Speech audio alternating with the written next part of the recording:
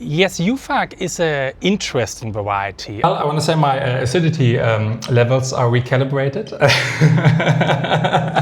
And then you're heading towards this like bedrock of a stone, like you see the volcano from a distance, like swelling there in the middle of the field. So a very, very low intervention style of winemaking. The only thing that actually is just really lacking to make it like this like scene of Game of Thrones is some dragon flying around or something like that. So Somló is a really, really unique and strong terroir.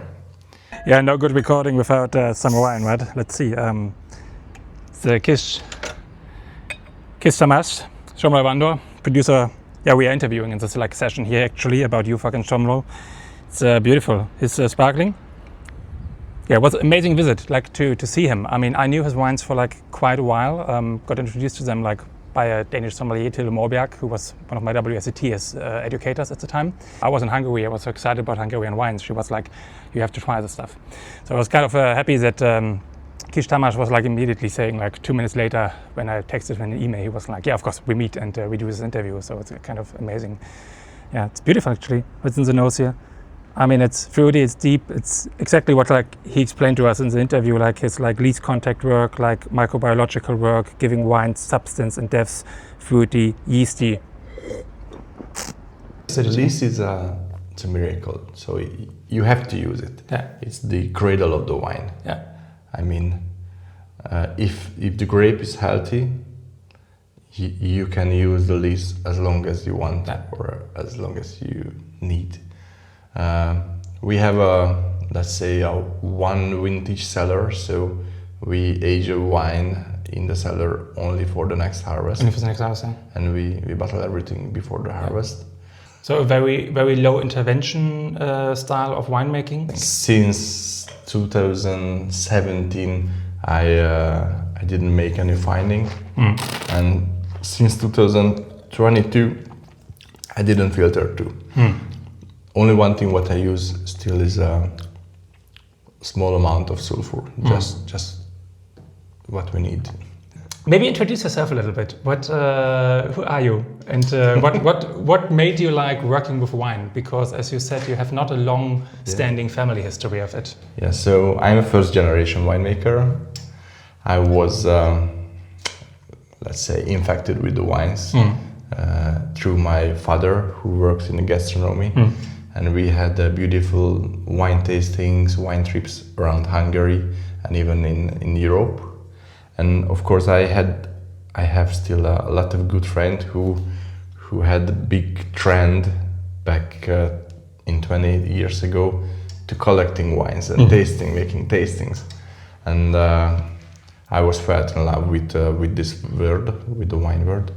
So I decided to learn wine growing. So I graduated in 2009, like a food science, wine and soft drinks bachelor diploma.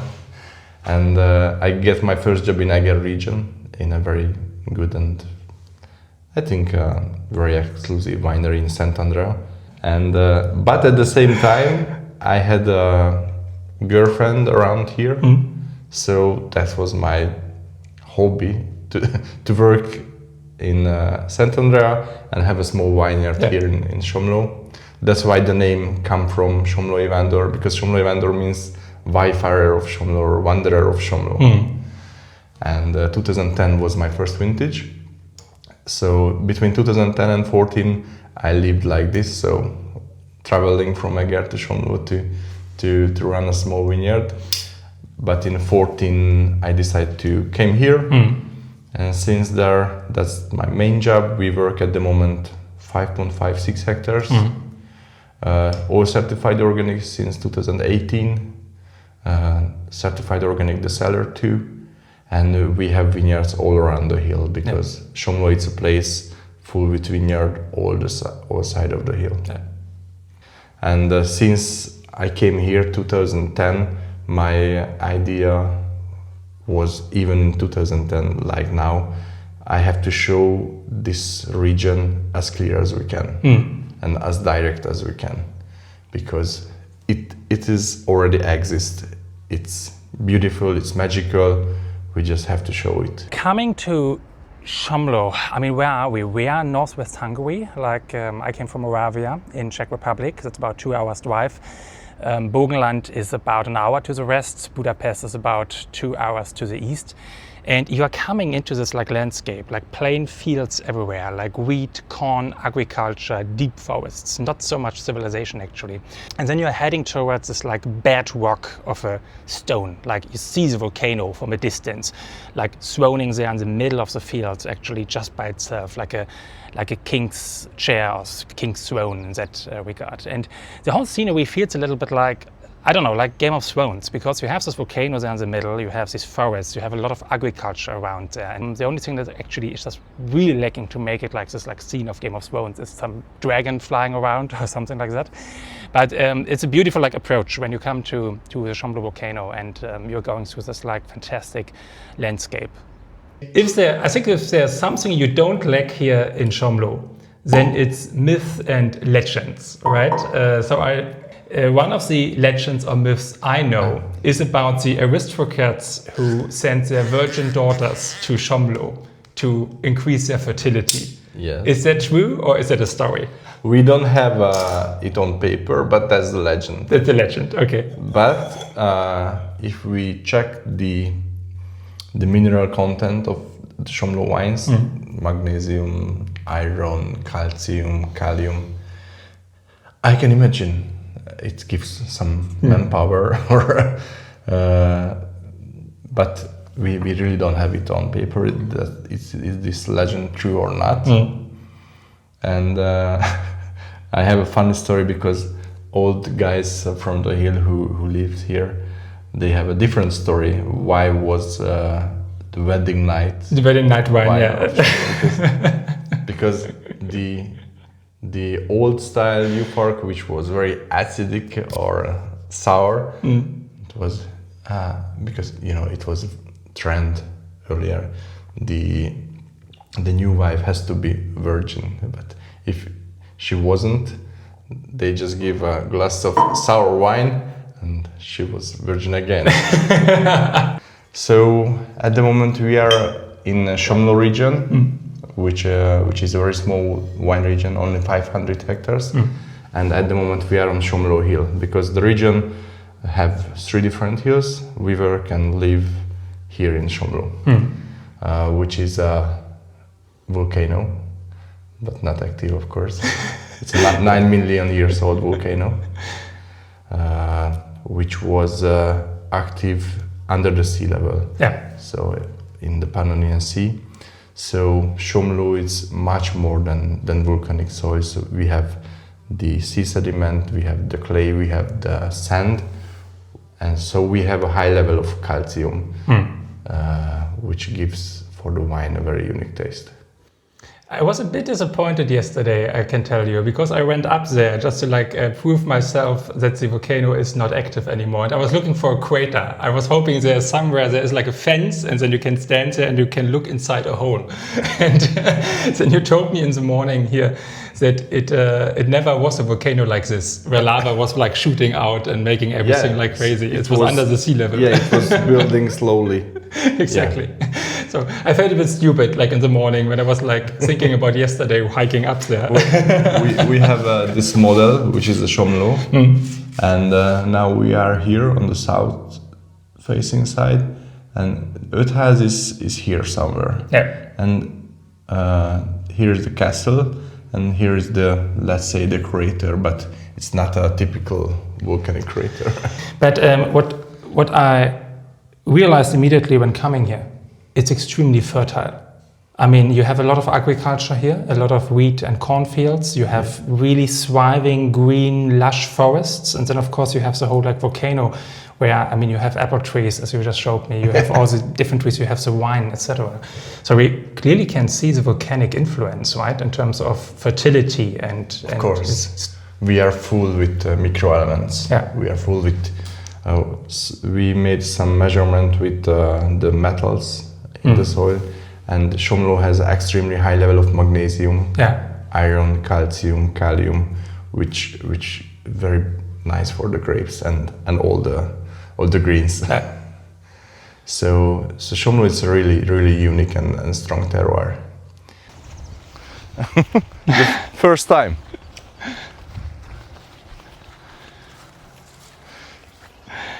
So at the moment we work on almost 6 hectares, but as you can see, Somló, it's a very small parcel wine region. It means we work on 12 different small parcels all around the hill. East side, south side, west side, and on the north side too. There is the Sághegyi, and almost we cannot see the Kis Somló. These 2 other hills, it's also a part of the region. And with this 3 hills together, we have 500 hectares. And Juhfark we only find here, or also like in the other sub-regions? We used to say we have Juhfark only in Somló region. Yeah. Of course, you can find on Sághegyi, Kis Somló, Somló. Yeah. But let's say the Hungarian Juhfark production, 90% is here. 90% is here. You can find some at the Lake Balaton, some at Etyek, Buda, some at Pécs, but the main production is here. But it means totally it's around 120 hectares in the whole country.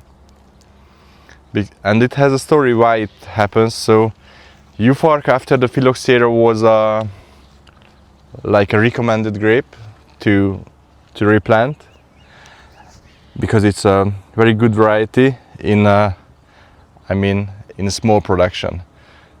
Then we get the socialism, and for mass production, for industrial production, this variety it's not good. It has a thin skin, it gets rotten if the place or the terroir it's muddy or too rainy. So you have to be very careful when you produce Juhfark. So it almost disappeared, and in the middle of 90s, a bunch of producers, Tornai Tamás, Inhauser, Fehérvári, they started to make the process again to get Juhfark in the line. So the oldest Juhfark vineyards are from the 90s. More, the berries are close to each other, and when it has get big rain, it just starts to get rotten.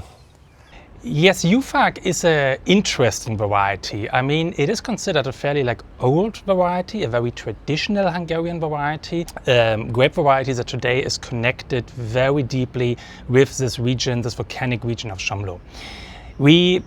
It's a grape variety that is difficult. I mean, Kis Tamás was explaining this also, really prone to any kinds of diseases, very thin-skinned, very sensitive, a little bit of white wine diva, we can say, and there we can already see that it's really not like a grape for high yields or for mass production. And that has been a little bit the problem for the grape variety Juhfark in communist times, because when Hungary was under the communist regime, then the communists were going for high yields. They were going for a lot of production. So Juhfark naturally had to make way for other varieties that were much better at producing these high yields. And it's actually really since 1989, 1990 that young ambitious producers are recultivating this area of Juhfark and bringing this grape variety actually to the greatness that it really deserves.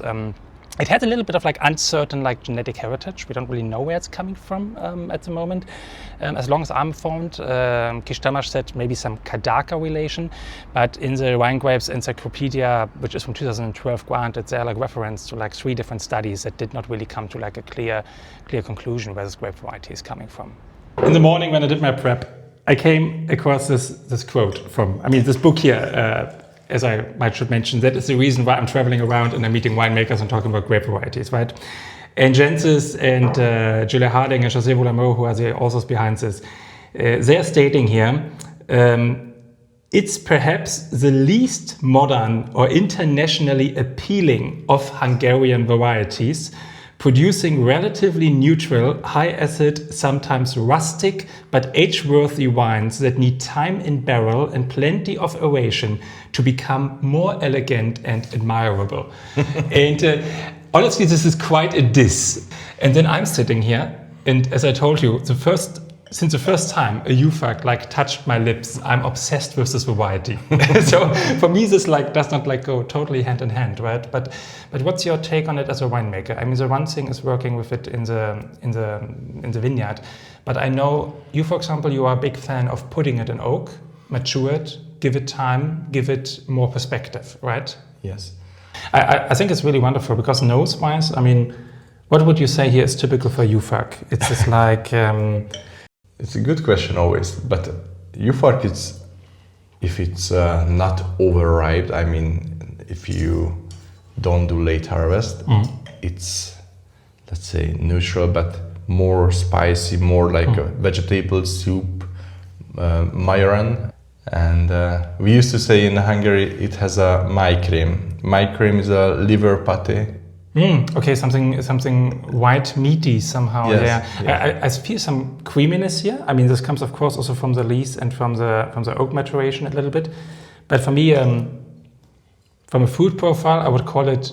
I see the grapefruit connotation, also white grapefruit, like very underripe grapefruit. Maybe I have a little bit of mirabelles, also like something sour, plummy, but very easy, not too much. I have not so much apple and pear, for example. I have it more like in this like stone fruit spectrum, but also not ripe. It's very fresh, very salty, also like this like volcanic minerality on the palate. I mean, I like your touch, the low intervention touch, and saying to leave it on the lees because it gives a lot of structure. Sure. Somló, the situation is quite simple because we work with a few varieties, only Olaszriesling, Furmint, hash value, and the Juhfark. And let's say two of them, Olaszriesling is hash value, in my opinion, don't need oak or too much oak. But the Furmint and the Juhfark need the oak. And in terms of aging, I mean, we don't need the tannins of the oak or the burnt taste of the oak. We need the slow maturation, micro-oxidation from the oak. So I use 100% oak with the Juhfark. And of course, I try to keep on the lees as long as we can. So it means we do pressing. We have a very traditional open basket press, and we do some fining with gravitation and cool down the juices.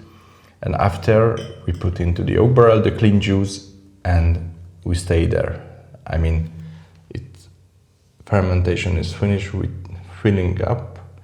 We didn't rack just before the bottling. That was about right before the bottling, because the lees make the miracle.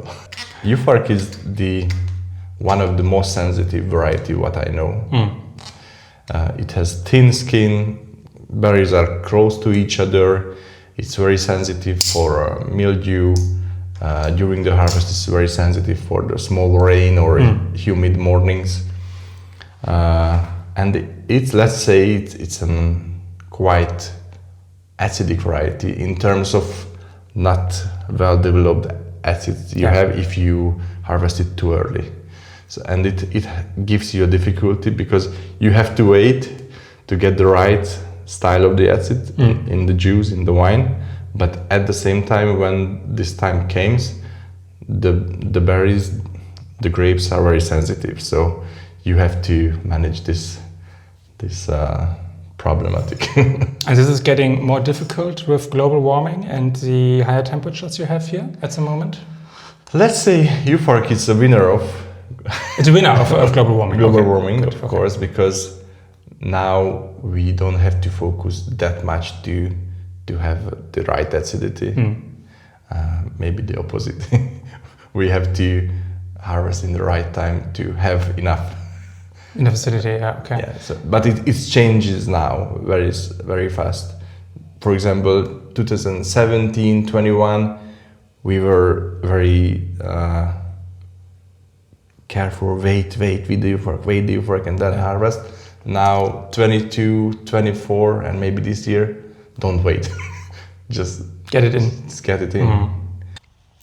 And yeah, we can see here like it's end of June now, and like some days ago in Moravia and Czech Republic, we just have seen only like the flower bunches actually, but here like some 200 kilometers south in the middle of Hungary, so to say, the grape bunches are already taking shape. And interestingly, I mean, no real canopy management here at the moment, maybe with a reason, maybe without a reason, but logic would say that like with the current like heat and temperatures here and the sunshine, that as much shade as those like young wines or young grapes could get is probably beneficial. It's really beautiful. You just talked a bit about reorganizing vineyards, and this was also something we talked about when we were just walking outside in the morning heat. Canopy management becomes more and more like a thing, right? I mean, I told you when I came here, my impression yesterday was either everybody is lazy in this area and they don't want to cut their leaves and so on and so forth, or this is like a quite desperate attempt to work against sunburn quite early in the growing season, right? I mean, it's end of June and we see a lot of burnt leaves. You always have some burnt like clusters that you showed me. Yeah, it's all about making shadow, making as cool atmosphere as we can. Yeah. Of course, it's difficult because even it's very hot, the mildew just can start. And if you have a vineyard which is closed, it's don't give that much ventilation, and it's more difficult to go with the tractor to spraying or with the hand sprayer, but something for something. And but I think it's very important nowadays to make shadow. I have a new plantation on the north side, and I started to make an idea about the pergola training system. Really, I mean, I just have been in Moravia in Czech Republic the week before, and maybe 4 days ago, right? And this is maybe like 200 kilometers more south. Mm-hmm. And in Moravia, they just start with the flowering, and you have already like a full like grape clusters nearly, right? So just like 200 kilometers south, it's so much more like advanced in such a hot microclimates that you have here. Let's say all the clusters are closed, more or less. It means, the book says, and my experiment too, after when it's ready, it's closed, 60 days, and it's something like ripe. 60 days. So, end of August. End of August. Yeah. I mean, it's not. We always knew that like those regions of Hungary here are fairly warm. I mean, you have this Pannonian influence. I mean, it is like this little like valley because it has been the seabed, right? So it is warm climate. I wouldn't even call it continental, right? It's getting warmer and warmer. It's getting warmer. Our big rivers, Tisza, Dona, Körös, they are deeper and deeper because of the regulation. So, and because they are deeper, they suck the water from the soil around the regions, and we have less green, we have less rain, we are heating up. So it's a very complex thing, but we are heating up. So here in Somló, we have to figure out how to collect more seriously all the waters, rainfalls, and in the future we have to think about how we maybe drip irrigation. Drip irrigation, yeah, definitely. I mean, grapes. Juhfark, the name, translates to sheep's tail, right? Because the grape, I mean, I took some pictures, we overcast, very long. The end curves back. Curves back a little bit. It's, there's an interesting synonym in the book, actually. Obviously, a German synonym, Lämmerschwanz. I don't know if this grape was ever like grown in Germany, but Lämmerschwanz is a very interesting word because, it can be something different than a tail. Let's say it like this. So I don't know which German winemaker had like this idea of naming it like it.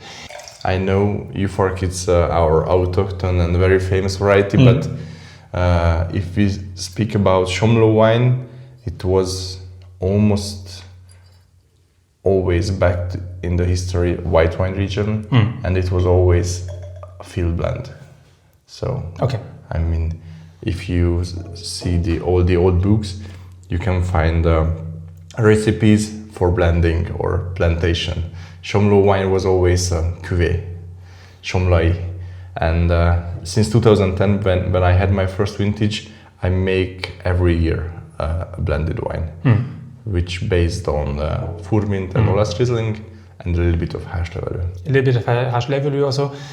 What about when we talk now about field blends and white wine varieties that go into? I read that previously you had also like this very, very rare grape variety, Chomorko or Chomorsko, which, how is it called? Chomorica. Chomorica, exactly, yeah. Chomorica. Is that still, because I read there has been like a long time like a little bit confusion, and like some winemakers maybe mistook it for Juhfark and planted it, but allegedly nothing is left. Is there still like some Chomorica left around the hills, or is that like gone? Chomorica still exists here. Tornai winery, they have the Chomorica. Okay. But let's say in Juhfark vineyards, they are pure Juhfark. So it was a long time ago when they changed Chomorica and Juhfark. Yeah. And if somebody really have good eyes, it's not so similar. Well, I want to say my acidity levels are recalibrated. I think something that is striking about a volcanic region, right? I mean, you as a volcanic region, you belong, so to say, in the same storytelling as Santorini, Ascetico, as Etna and Sicily, as Gran Canaria. Yes. You always have this in the glass. There's like striking minerality, the striking acidity. And now we know that minerality is not coming directly from the soil or from the stones or something like this, because there's this like mistaken idea of the stone is giving minerality to a wine. But what is your feeling? Why are wines from volcanic regions, and especially from Somló here, coming with this profile in the glass? Why do we have the striking acidity, the striking minerality? Because it cannot be the temperature. It's super hot outside and it's warm nights, right? Yeah. I mean, where is that coming from? Yeah, it's very interesting because in the last 10 years we have extremely hot and dry vintages. We have on paper low acid, high pH, I mean around 5 grams per liter, but sometimes we have even under 5 grams per liter, but the taste is still sharp as hell. Yeah. It's salty, it tastes acidic, but it's not. And you know, the reason it's, of course, it not directly came from the rocks, but the pH of the soil, the microbiome of the soil, the mycorrhizas which exist on the volcanic soils, that affect the taste of the wine. So, of course, I agree with the idea. It didn't came directly from the soil, but in a longer way, it's the result of the different soil. It's the result of the volcanic soil, what we have in the glass.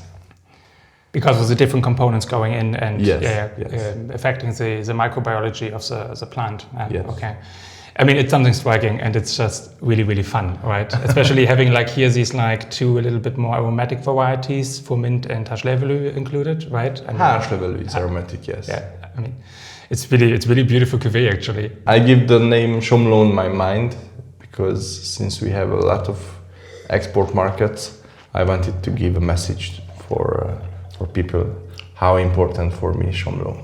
Yeah, well, from a wine touristic side, Somló is difficult. I mean, yeah, it is like fairly well located on the way from Moravia to Budapest, for example, or close to the Burgenland, but its own like wine tourism infrastructure is not very well developed at the moment. It's a bit of a problem. Many winemakers are not living there permanently. They have like second homes, like Kis Tamás, for example, also has like, his wife has a winery by the Slovenian border, so he is like 3 days at his wife's winery and then 4 days a week in Somló. So no fixed opening hours, you have to make your appointments in advance. There is not so much like opportunities to stay. I stayed at the 5 Hash, which is like 5 super lovely tiny houses, like being set into the vineyard. Beautiful, I'll link it in the show notes, so definitely a recommendation. Perfect for sitting there in the evening sun, it's facing like west, so you have the full sunset perspective and you can have a nice glass of wine and read a book.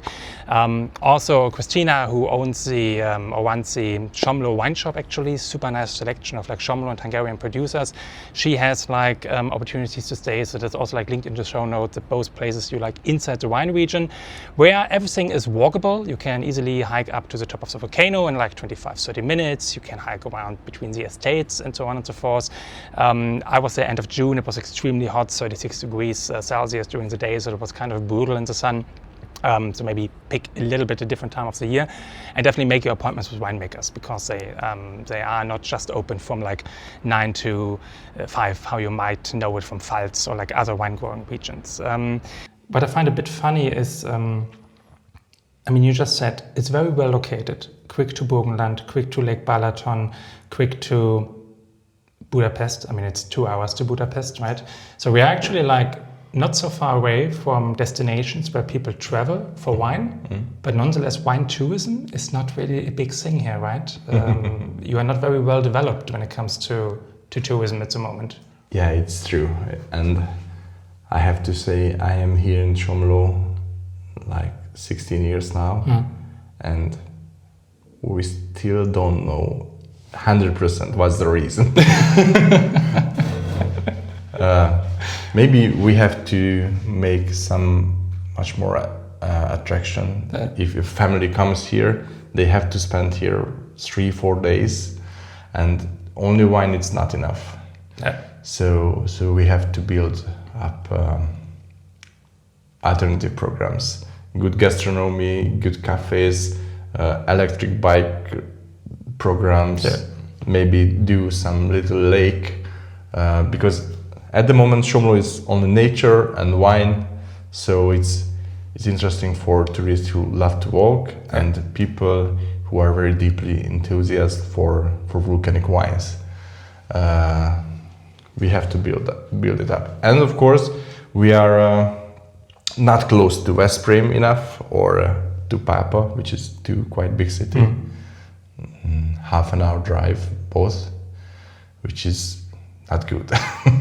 And okay, we are at the Lake Balaton, but if somebody is there during the summer, they don't want to come to Somló. They stay at the lake. There is a lot of beautiful regions there too.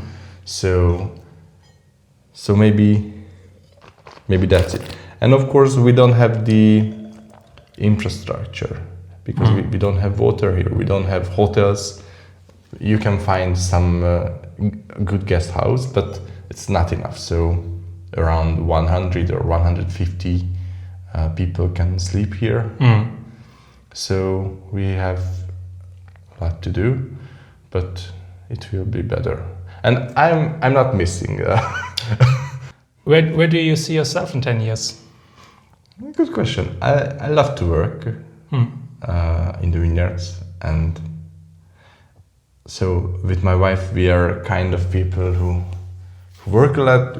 We are sometimes tired, and when we try to have a rest, or after 2 days, we just start to make plans again for the future, what we have to do renovated, or what we have to do in the vineyards, or maybe we should do some new plantation, and how.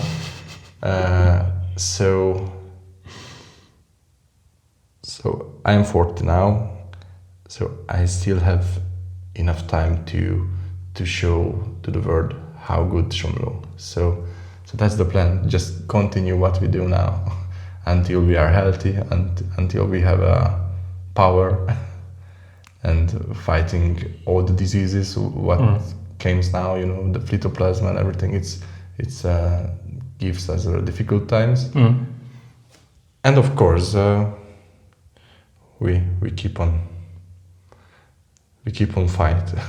Thank you for your time and Thank your you for insights. coming. Cheers. Cheers.